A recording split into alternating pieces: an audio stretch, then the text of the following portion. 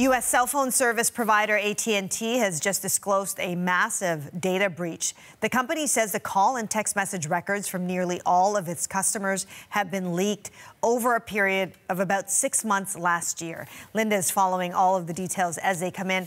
Linda, what can you tell us? Yeah, we're looking at a huge number of people, tens of millions of people, because, of course, AT&T had about 110 million subscribers during the time of this breach. It also affects, though, customers of wireless providers that use AT&T's network, as well as AT&T landline customers who called those cell numbers. And this happened between May and October 2022, as well as a very small number of customers on January 2nd, 2023. Now, we have a statement from AT&T released this morning saying in April, AT&T learned that customer data was illegally downloaded from our workspace on a third-party cloud platform. We launched an investigation and engaged leading cybersecurity experts to understand the nature and scope of the criminal activity. We have taken steps, they say, to close off the illegal access point, and they also say they're working with law enforcement in efforts to arrest those involved in the incident. They say at least one person right now they know has been apprehended.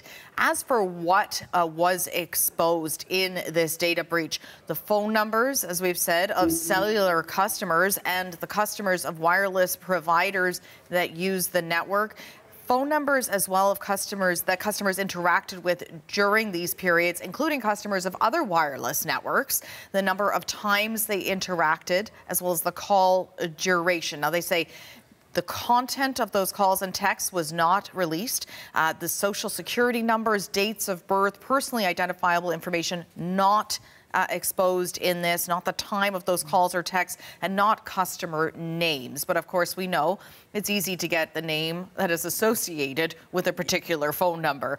So this is a big deal for people who don't want others knowing who they're calling, and we can think of a list of people who might fall into that category, of course.